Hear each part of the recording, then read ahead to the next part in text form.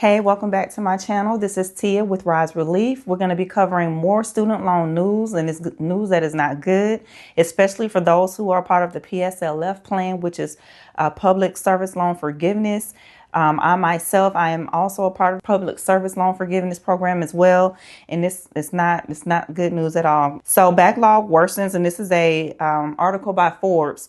Backlog worsens for student loan forgiveness applications under PSLF buyback. This means that they are behind on processing student loan forgiveness for those who are actually at the point of the mark where they've met the requirements. So the public education department continues to fall behind on processing applications for PSLF buyback. Okay, this is a program, once again, that allows borrowers to receive student loan forgiveness by making a payment covering certain past deferments or forbearance periods so that it can retroactively count towards a discharge. And if you don't know what the requirements are for PSLF, it is just ensuring that you're part of your career field is in government or different type of public service areas such as teaching, police officer, firefighter, and even lawyers. And so you qualify for this if you make 120 consecutive payments for 10 straight years. That's what 120 is, 10 years. And so after you've done that and you've consolidated the loans, then you are eligible for your student loans to be discharged. And so now, according to the department latest status update, the PSLF buyback application, the backlog has grown to 89,720 people by the end of March, up from 88,170 people, which was the previous month. The department continues to process fewer PSLF buyback requests than it is receiving each month, which is a pattern that has been consistent since the department began posting status updates a year ago, when the backlog for PSLF buyback applications was roughly half of what it is today. In Wednesday's update, the department said it had processed only 3,280 requests for student loan forgiveness through the buyback program during the month of March. But it received 4,660 new applications. This could also be an early sign of application surge, as the department reported receiving only 2,520 PSLF buyback applications the previous month. Now, I'm in this predicament. I actually just finally reached the 120 mark as of about 2 or 3 weeks ago. And so now I'm waiting on them to discharge my loans. But according to this, they are behind. So with all of that being said, at the current rate of processing, it could take the department more than 2 years to get through the PSLF buyback backlog. Did you hear what I said? 2 years. It's 2026 right now, so 2028. If you are ready to get your loans paid off by the PSLF program, you won't get it paid off until 2028, more than likely. And indeed, many student loan borrowers have been waiting for more than a year for a determination after submitting their buyback request. So to me, this sounds like I'm going to be waiting for a whole nother year to even get some sort of a determination in regards to if whether or not they're going to discharge my loans soon or rather than later. Okay. And so the continuing bad news for the PSLF buyback program comes on the heels of an department announcement that last month indicating that officials will no longer use the SAVE plan formula to calculate a borrower's buyback amount necessary to qualify for student loan forgiveness. And so here they are changing the rules once again. So instead, the department will use one of the other available income-driven repayment plan formulas.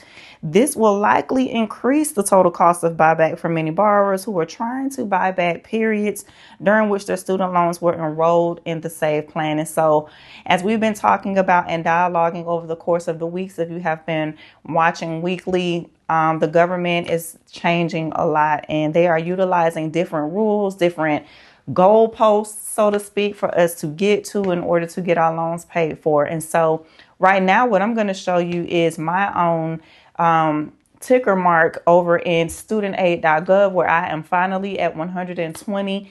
I do qualify to get my loans paid off and discharged, but we'll see. We're going to see how long it's going to take. And I'm actually getting ready to call studentaid.gov right now, and we're going to do a live call to see where we are and what type of processes need to be handled so that we can go ahead and get my loans paid for.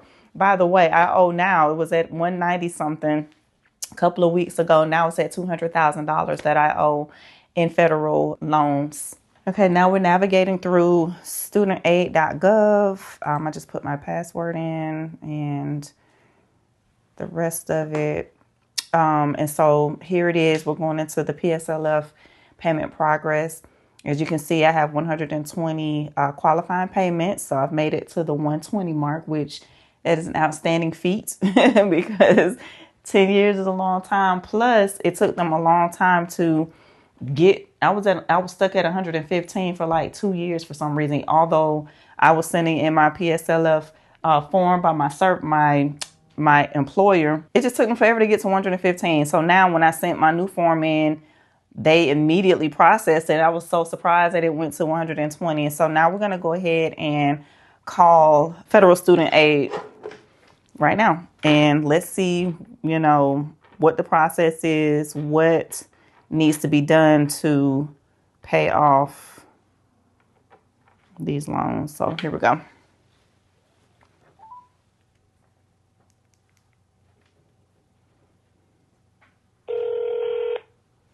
Thanks for calling Federal Student Aid. Para español, oprima dos. Please wait for the next available agent. This call may be monitored or recorded for quality and training purposes. Thank you for calling Federal Student Aid. May I please have your first and last name? Thank you. Your telephone number, ma'am, please. Your email address, please. Thank you. And how can I help you? Yes, I was trying to get in touch with the PSLF department, if there is one, or if you were able to help me with PSLF. Yes, I can help you with that. Okay, awesome. So, yeah, definitely. I was calling. I am approximately at 120 payments. You guys, I ended up sending over the form, and you guys went on ahead and processed it. And so I was just wondering, because it's been sitting for a couple of weeks, about how long does it take for you all to discharge the loans, or what is there anything else that I need to do to have my loans finally discharged, because they are at the full term. Okay. If I can get your date of birth. Mm-hmm. And your complete social security number. Okay. So it takes within 2 to 3 months now for the application to be processed on your PSLF.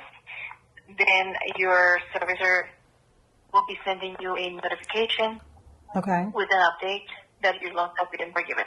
So in the meantime, you don't have to do anything. Okay. Did you apply for forbearance or you didn't? No, I didn't. Okay. So do I need to do that? If you would like to, you can put Oh, it's optional. It's up to you. If you would like to, you can. If not, you don't have to. So there's no other. Sorry.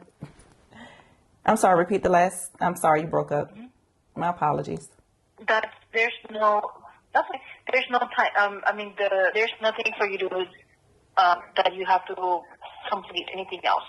Everything is done from your side. You only have to wait for that notification to be sent to you from your servicer. Okay. That takes within 2 to 3 months. Okay. Why does it take so long, 2 to 3 months? It's a little chain. The Department of Education has sent it to your servicer, and then the servicer to you. Got it. The way they have it. Were you guys backlogged as well? Oh yes, a lot. Okay, so you are behind. Okay, well that makes perfect sense.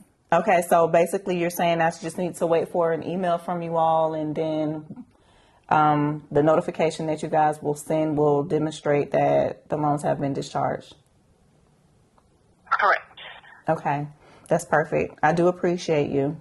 And that's all. That was the only question that I had. Okay, thank you for calling for the student name. Have a great one. All right, you too. Okay, bye-bye. Thank you. All right. Well, so as we can see, they are backlogged, as I've been mentioning in my previous videos. 2 to 3 months is what she says. So there's nothing else that I need to do on my end. So what is it now? It is May 14th as of this call. I actually sent this in about 2 weeks ago. So May, June, July, August. So hopefully I'll have some student loans discharged in August. So that will be great. So I guess we just got to stay tuned for that. So this is the very reason why I've started RiseRelief. This is a company that is introduced to give student borrowers like myself, like you, relief, complete relief with no strings attached, where we are a community that's built together. What's going to happen is we're going to contribute just like a GoFundMe, but it's going to be ongoing, contributing month after month, pooling together, and we're going to pay each other student loans off. That's what the whole goal of RiseRelief is. And we'll also be offering later on down the line educational services as far as wealth building, investing, credit, how to build credit and all of that is concerned. That's later. But for right now, I'm getting the website built. I have a team of people that is working on our behalf on the other side of the backlogs, in which we will be opening up this website. And what's going to happen is you'll go on the website, you will fill out a form with all of your student loan information, and then you will be added to a queue. Once you contribute, then we will have a goal that needs to be reached, and we're going to go ahead and start paying off your loans with no strings attached, because at this point we have to do something for ourselves. We can't rely on the government. We can't rely on other student loan programs that only donates or gives $2,000 that does nothing to pay down the balance.